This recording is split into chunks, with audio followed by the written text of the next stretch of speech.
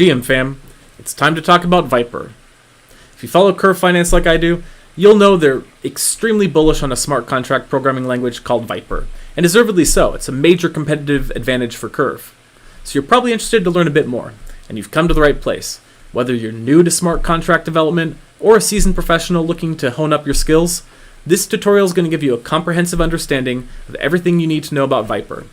Together, from scratch, we're going to be coding a complete Vyper application and preparing to deploy it to the blockchain, all in a series of comprehensible, easy to understand 5 to 10 minute YouTube videos. In fact, we're going to get started with some coding at the end of this video, but first, let's walk through a bit of the history of Vyper. This tutorial is going to assume that you're already understanding of the Ethereum blockchain. Hopefully you've already played around on Etherscan, maybe read through some smart contracts, maybe even deployed some funds to them. If you do, you're certainly well aware of Solidity. It was the first programming language for smart contracts, and it's made life a lot easier. It was launched in 2014 with a Java-style inspiration.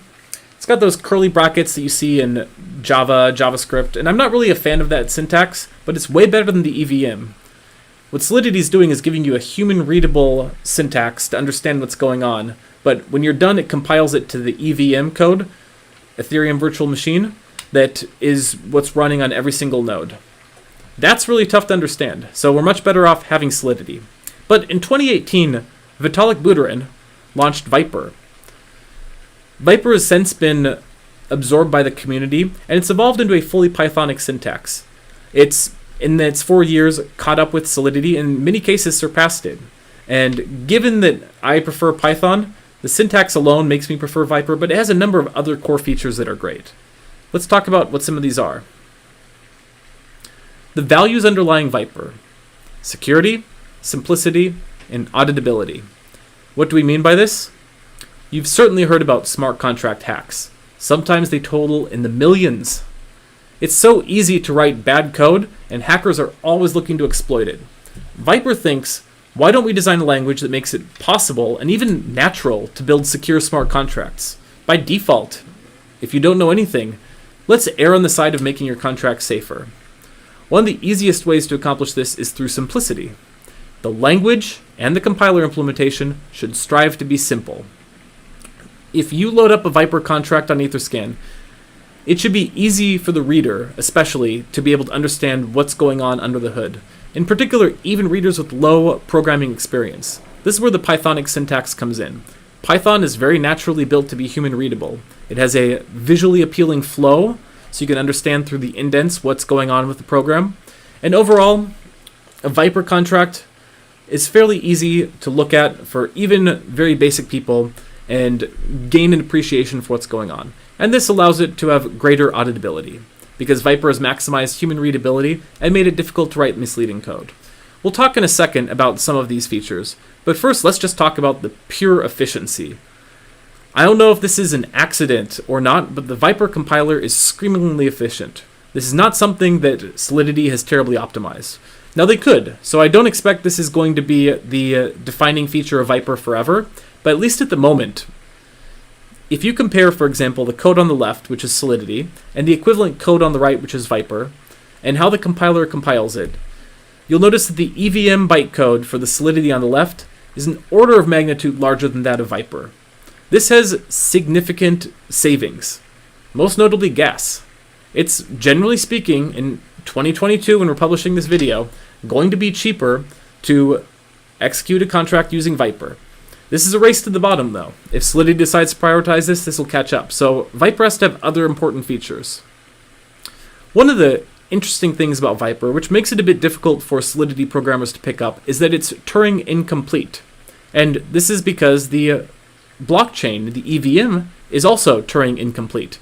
It's not going to be able to execute programs forever. It has to be able to halt. Solidity, the language, is Turing complete. So it could theoretically run an infinite program, but the EVM can't. In this way, Vyper is intentionally built to be more compatible with the reality of the EVM blockchain, but it does change some coding things which you might be used to in Solidity. For example, in Solidity, you can have recursion. You can have infinite length loops.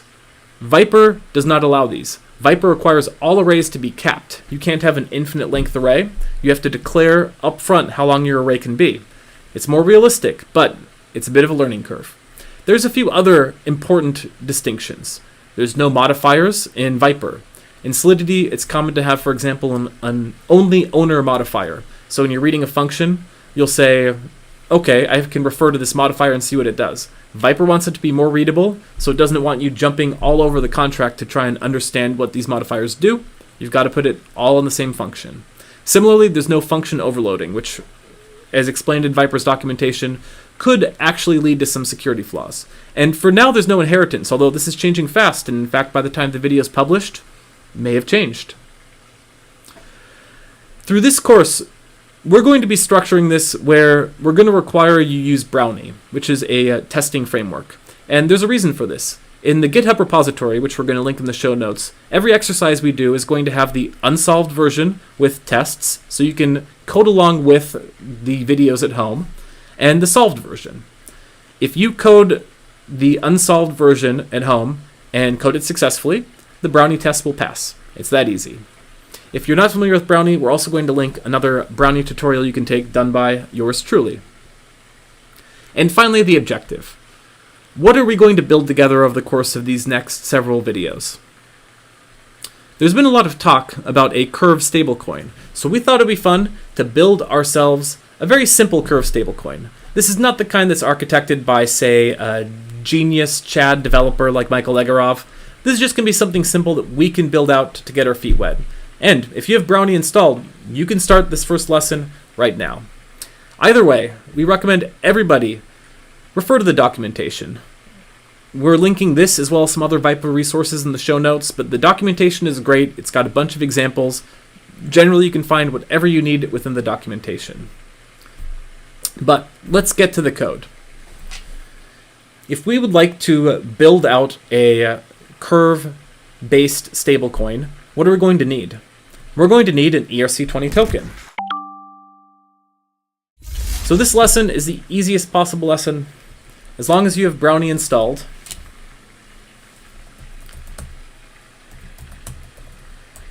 Simply Brownie bake Vyper token, and this is going to create a default vanilla ERC20 token built off of Vyper.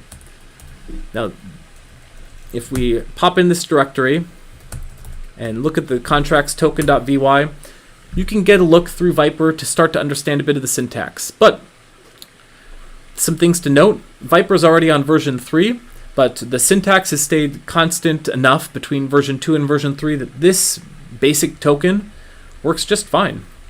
You could deploy this token right now, and it would be a fully compatible ERC20 token. Probably wouldn't want to do it, you'd probably want to tighten up a few of the things, but it gives you a sense of how Vyper works. And reading through it, you can see all your favorite ERC20 functions. Balance of, setting approvals, making transfers. Said it's ready to roll. So if you're running this exercise at home, how can you verify that you have executed this correctly? This also has Vyper tests. So if you run the tests, at the end of the exercise, you should expect to get everything coming out green, everything coming out clean. That's how you're going to know. The next several lessons, we're going to be including the tests in the unsolved folder, but we'll get to that in the future lessons. For now, take a look through the Vyper token, read through the documentation, and let us know in the comments. Do you have any questions? What would you like to see? Is there anything that's not clear? We're always happy to help out.